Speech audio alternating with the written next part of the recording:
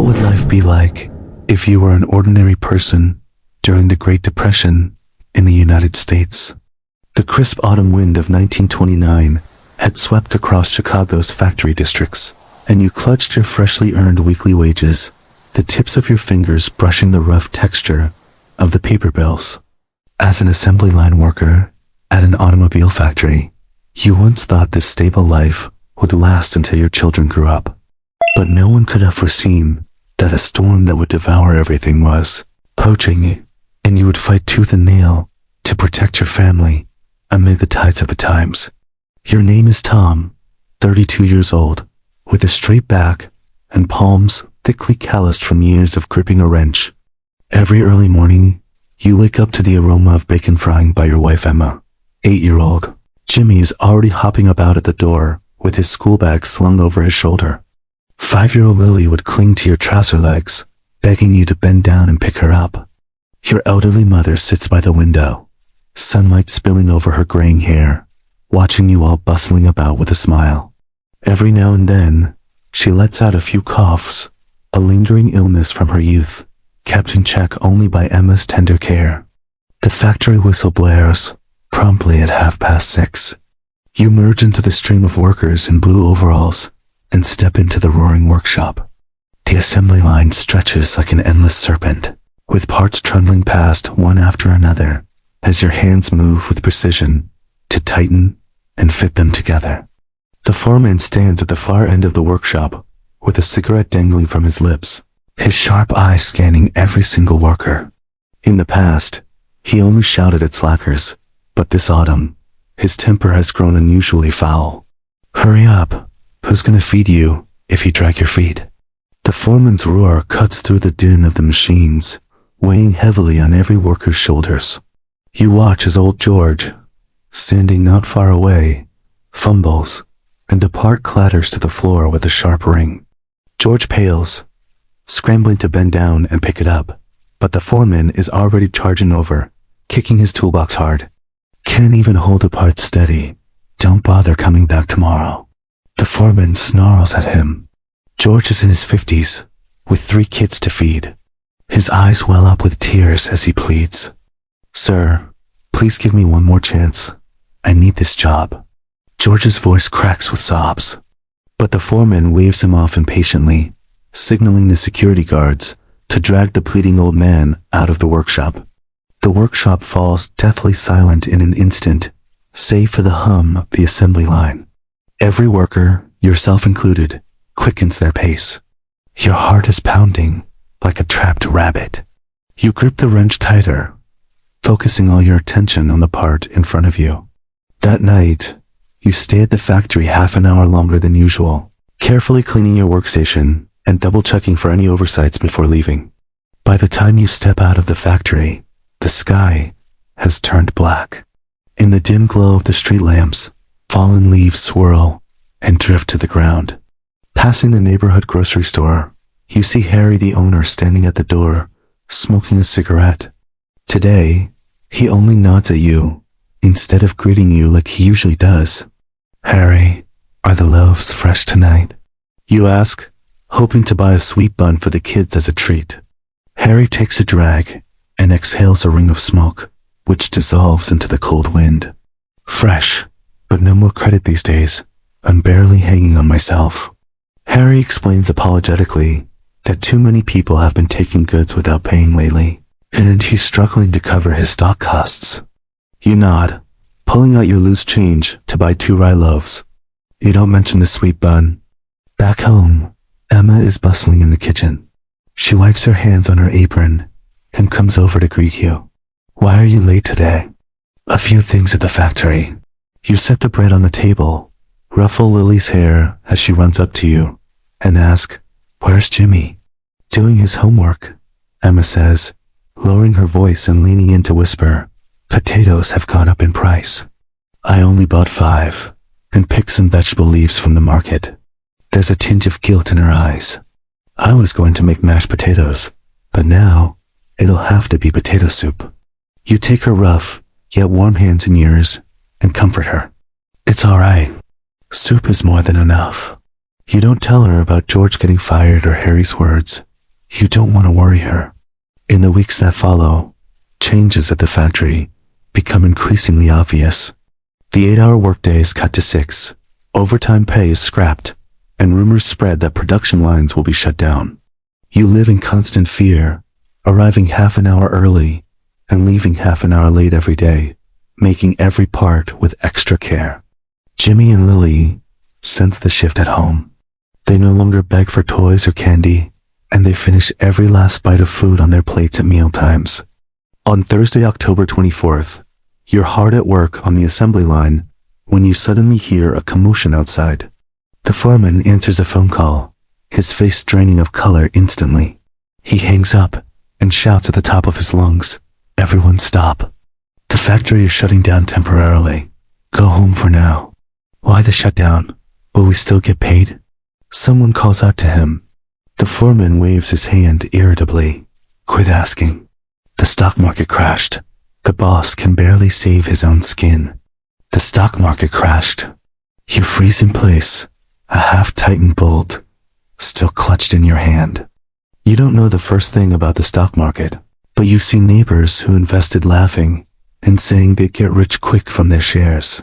You follow the stream of workers out of the factory, and the sight on the streets makes your blood run cold. People are running everywhere in panic. Some wave newspapers and scream. Others squat on the sidewalk in a daze. Chaos spreads across the streets. Passing the Chicago Stock Exchange, you see the doors are mobbed by a huge crowd. Some tear their stock certificates to shreds, the paper fluttering down like snowflakes. Others collapse on the spot. The unconscious are carried away by the crowd, and the air outside the exchange is thick with a suffocating sense of despair. You clutch your wages tightly in your pocket and hurry home, desperate to be with your family. On the way, you see your neighbor, the stockbroker's husband, squatting at his doorway, his hands pulling at his hair. He's still in his suit and tie, but they're stained and dirty. His eyes are empty, and his wife stands at the door, crying softly. Back home, Emma is already waiting for you at the door, her eyes red. "Tom, did you hear? The stock market crashed. So many people have gone bankrupt." You nod, handing your wages to her. The factory shut down. No one knows when it'll reopen. That night, the whole family sits under the lamp in silence. Your mother's cough sounds especially loud. Emma pours her a cup of warm water, gently patting her back to ease her discomfort. Jimmy and Lily fall asleep, leaning against the sofa, their small faces etched with a weariness beyond their years. You sit by the window, staring at the dim street lamp, clutching the family's only savings of $500 in your hand. You and Emma had scrimped and saved every penny for this, planning to move the kids into a bigger bedroom. You tuck the money into your inner pocket and sew it shut with needle and thread. One thought echoes in your mind: hold on to the money, hold on to the family. Days pass with no word of the factory reopening. You go to the factory gate every day to ask for news. More and more unemployed workers gather at the gate, exchanging rumors with anxious eyes. Stories run wild. Some say the boss has fled with the money, others that the factory will be auctioned off. One bone-chilling November morning, you arrive at the factory gate to find the foreman holding a stack of papers. Everyone quiet down. The foreman's voice trembles in the cold wind, heavy with helplessness. The factory can't stay afloat, it's closing for good. These are your termination notices. Sign them to get your final paycheck. The crowd erupts in chaos. Some scream, some curse, others rush forward, trying to grab the notices. You push your way through, and the foreman hands you a termination notice.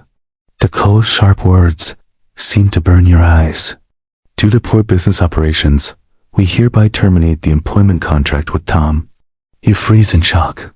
You grab the foreman's arm. Sir, please think of something. We need these jobs." The foreman yanks his arm free, his face filled with despair. "There's nothing I can do. I've been fired too." The foreman turns and walks into the factory.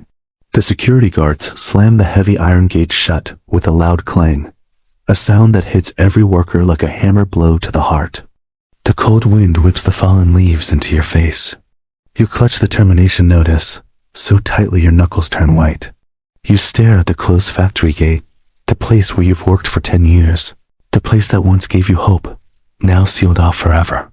It feels like the sky is falling, pressing down on you until you can't breathe. Despair over being unemployed wraps around you like a suffocating blanket. Back home, you hand the termination notice to Emma. Tears stream down her face instantly. What are we going to do? Her voice trembles, full of fear for the future. I'll find another job, promise. You pull her into a hug, your voice firm, even though your heart is filled with doubt. The savings run out quickly. The atmosphere at home grows heavier with each passing day. Every step forward, a struggle. You start selling off the family's valuables, beginning with Emma's dowry jewelry. It was a keepsake from Emma's mother. She cries as she packs the jewelry into a box and hands it over to the pawnshop owner. The jewelry fetches only a small sum, but it's desperately needed to keep the family fed. Next, you take out your prized set of tools, bought when you first started working. They've been with you for over a decade. You stroke the tool handles, reluctant to let them go, but in the end, you grit your teeth and sell them too. The kid's toy car is next on the list. Jimmy clings to it, refusing to let go, while Lily cries beside him. You kneel down and pat their heads. Once Daddy finds a new job, I'll buy you brand new ones. Emma leaves before dawn every day for the vegetable market, waiting for vendors to pack up, so she can pick up discarded leaves and overripe fruits. She washes the leaves carefully, boiling them with a little cornmeal to make thin porridge for the children. Emma only drinks plain water, saying she's not hungry, silently saving the little food there is for her family. Your mother's medicine ran out long ago. Her cough grows worse, and she often groans in pain at night. Sitting by her bed, all you can do is press a warm towel to her chest. Watching her pale face, your heart feels like it's being torn apart. You start scrambling for work, waking up before dawn every day, and wandering the city in your faded overalls. You clutch your work certificate, asking everyone you meet, "Do you need a worker?" "I'll do anything." But the city is flooded with unemployed people. Jobs are few and far between. At the docks, a single dock worker position draws a crowd of over 100 people, all pushing and shoving in near madness. Some even come to blows over the job, the scene descending into chaos. You watch a man around your age who fails to get the job slump onto the curb and sob uncontrollably. He cries out, "My kids are waiting for me to bring food home." His desperate wails break your heart. Once, you land a temporary job at a construction site, hauling bricks. The sun beats down mercilessly, soaking your shirt through with sweat. The fabric sticks to your back, itching and burning. You grit your teeth, hauling brick after brick. Your arms ache so badly you can barely lift them, but you dare not stop. At dusk, the foreman hands you a few moldy loaves of bread. "This is all I can give for now. Come back tomorrow if you want." You take the bread, clutching it tightly, and mumble a thank you. These are lifelines for your family. Walking home, you hold the bread to your nose and sniff. It's moldy, but it will feed your family. Back home, Emma's eyes light up when she sees the bread. She cuts off the moldy parts and toasts the rest, dividing it among the family. Jimmy wolfs his share down greedily, while Lily nibbles hers slowly, savoring every bite. Your mother eats a small piece, then says she's full, passing the rest to Jimmy with a loving smile. The kids' school closes down due to lack of funding, leaving Jimmy and Lily stuck at home all day. Once, you pass the neighborhood park and see Jimmy and Lily standing at a distance, staring longingly as other children eat bread. Jimmy can't resist walking over to join them, but one of the kids shoves him away. "You can't afford bread, stay away from us." Lily bursts into tears, while Jimmy's eyes fill with anger, but he stubbornly holds back his tears. You hurry over, pulling both kids into your arms, and snap at the bully. "Don't you dare pick on them." The bully's parent walks over, glances you up and down disdainfully, and sneers. Can't even feed your own kids. Why embarrass yourself in public? You clench your fists, wanting to fight back, but you think of your family and force yourself to calm down. You just hold the kids and walk away. Jimmy buries his face in your shoulder and whispers, "Daddy, when can we eat our fill?" Your throat tightens, and you can't find the words to answer. You just hold him tighter, overcome with guilt. That night, you cry in front of the kids for the first time, feeling utterly useless, unable to even put food on the table for your family. Summer of 1930 arrives, and the days grow hotter, but life at home grows harder by the day. Unable to pay the rent, the landlord delivers an ultimatum: move out in 3 days, or I'll throw your stuff onto the street. You beg him to give you a few more days, saying you'll find a job soon, but the landlord refuses to listen. "I have a mortgage to pay too. I can't wait any longer," he says, his tone firm and unyielding. 3 days later, you and Emma pack up your few belongings, carry the kids, and help your mother hobble out of the home you've lived in for over a decade. With nowhere else to go, you trudge toward the Hooverville on the edge of the city. Hooverville is a shanty town for the unemployed, a jumble of shacks made from tin sheets, wooden planks, and canvas.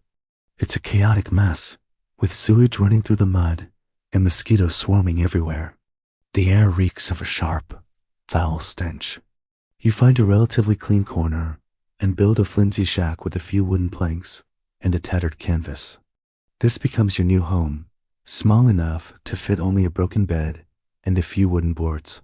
When it rains, the shack leaks everywhere. You have to line the floor with bowls and buckets to catch the water. The kids often wake up, shivering from the cold. Emma pulls them close to her chest, using her own body to keep them warm. To survive, you take any job you can get. Every morning, you go to the street to shine shoes for a dime a pair. Some days, you don't get a single customer, earning barely enough to buy a loaf of bread. You also fix broken furniture, going door to door to offer your services in exchange for a little food. You even sing on the street tone deaf as you are. You summon up the courage to belt out old songs for loose change. Emma earns money by mending clothes, taking Lily with her to knock on doors from one neighborhood to the next. Once, a wealthy woman hires her to mend an expensive coat and pays her with half a sack of flour. Emma cries tears of joy. When she gets home, she uses the flour to make noodles for the kids. The children eat ravenously. It's the first proper meal they've had in a long time. One day, Jimmy sees someone discard a hard loaf of bread and runs over to grab it, only to be beaten up. His face is bruised, his lips split open. He cries from the pain. When you get home and see him, your heart aches with a mix of anger and sorrow. You ask what happened and want to go confront the attacker, only to find out that he's also unemployed, his family even worse off than yours. You have no choice but to give up. You pull out your last few pennies, wanting to buy iodine for his wounds, but it's not enough. An elderly neighbor lady sees you and calls you over, handing you a small bottle of iodine. "Take this. It's free. We're all just poor folks struggling to get by." You take the iodine and thank her. She sighs and says, "Just surviving here is hard enough. Don't take it too hard." In Hooverville, you feel the warmth of the working class. Everyone helps each other, struggling to survive day by day. The old man who scavenges for coal teaches you where to find the best piles, even sharing his own stash with you. The lady who sells vegetables gives you her leftover produce, and anyone who cooks something a little better shares it with their neighbors. But social tensions are also growing sharper. You witness a strike by unemployed workers firsthand. Thousands of jobless workers gather together, holding signs and chanting, "We want work. We want food." Police charge at them with batons, beating people mercilessly. Some are knocked to the ground, blood streaming from their wounds. The police even open fire to suppress the crowd. Chaos erupts instantly, with screams echoing everywhere. You watch from a distance, filled with disappointment, too afraid to join in. All you want is to keep your family safe. Seeing the suffering of those around you, you start to wonder if there's any hope left for this society. The winter of 1932 is unusually cold. The wind cuts like a knife, and the flimsy shack offers no protection at all. Your mother's health deteriorates rapidly. She can no longer get out of bed, spending most of her days in a daze. You run from one hospital to another, begging for help, but the doctors turn you away as soon as they hear you have no money. Once, you kneel at the hospital gate, begging the doctor to save your mother, but he just shakes his head and closes the door. You collapse to the ground, staring at the hospital gate, overcome with despair. A crushing sense of helplessness washes over you. Finally, on a frigid night, your mother passes away peacefully. A faint smile lingers on her lips, as if she's finally free from the pain of her illness. You hold her cold body in your arms, tears streaming down your face like a broken dam. Emma and the kids cry their hearts out. Jimmy clings to her hand, shouting, "Grandma, wake up." You can't even afford a proper coffin. With the help of a few neighbors, you nail together a simple one from wooden planks. Your neighbors help you carry the coffin to a desolate field on the outskirts of the city, digging a shallow hole to bury her in.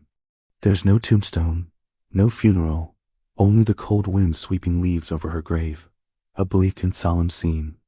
After the burial, you stand at her grave for a long time, unable to leave, consumed by guilt and remorse. You feel utterly useless, unable to even give her a proper send-off.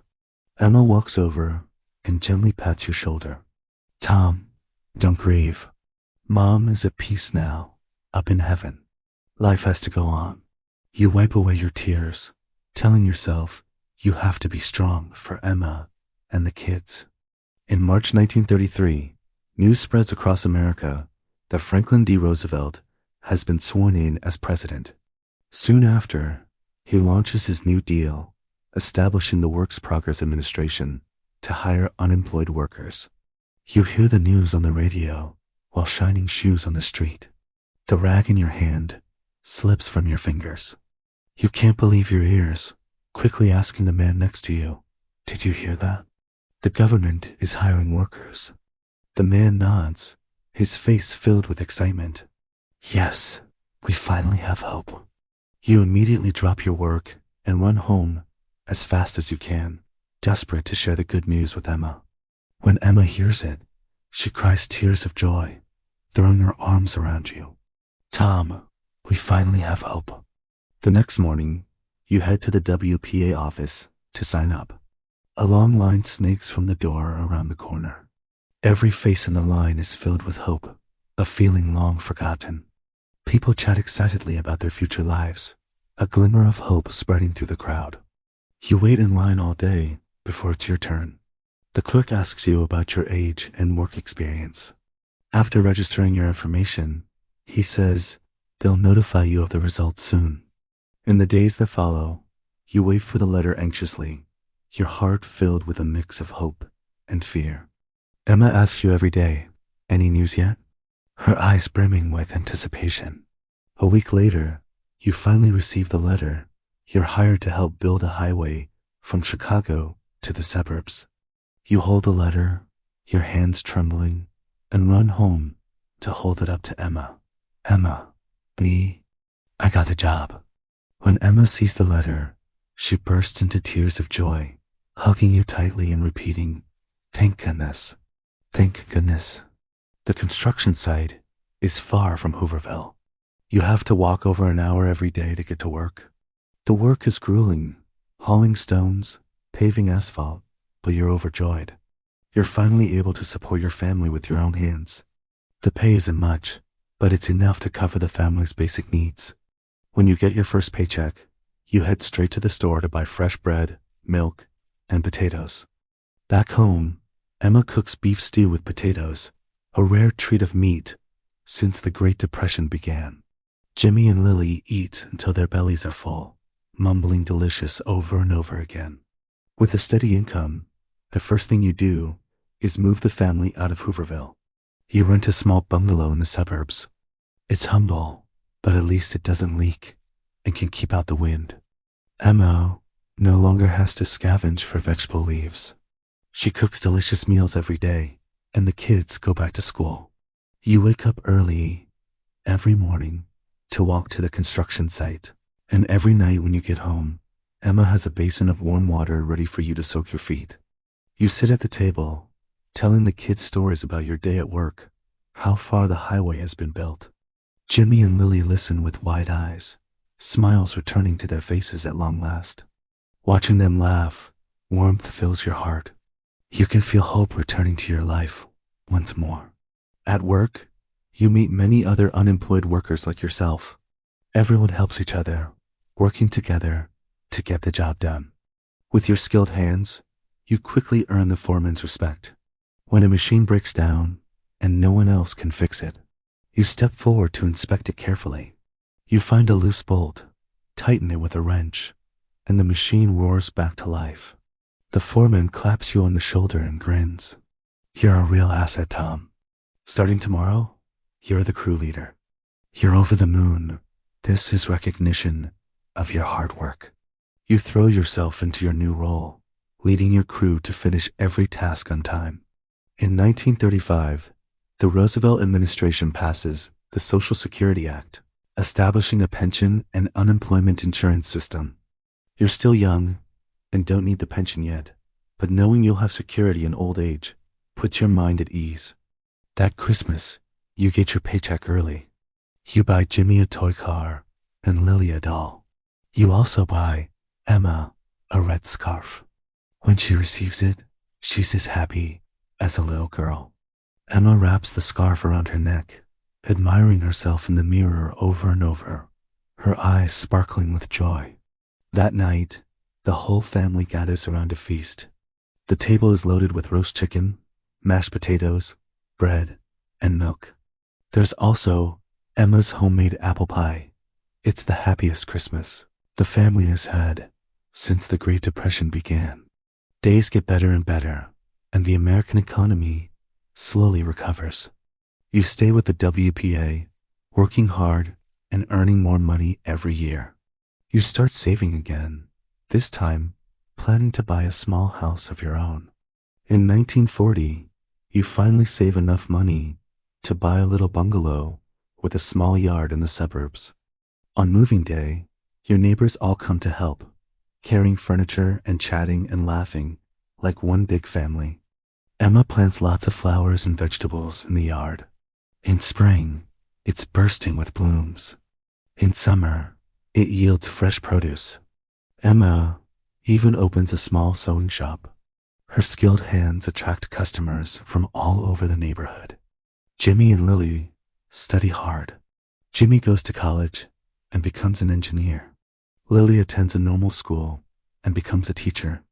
Both kids grow up to have bright futures. In your old age, you often sit in a rocking chair in the yard, watching your kids bustle about with their own lives. You watch Emma tending to the flowers and vegetables, memories of the Great Depression flooding back. Those hard days were like a terrible nightmare, but you made it through. You know you survived, not just because of your own perseverance, but also because of the love, your family, and the kindness of your neighbors. Emma stood by your side through thick and thin, and your neighbors reached out a helping hand when you needed it most. You often tell your grandchildren stories of life in Hooverville, of your struggles to find work, and of the kindness you found in the midst of hardship. You tell them, no matter how hard things get, never give up hope.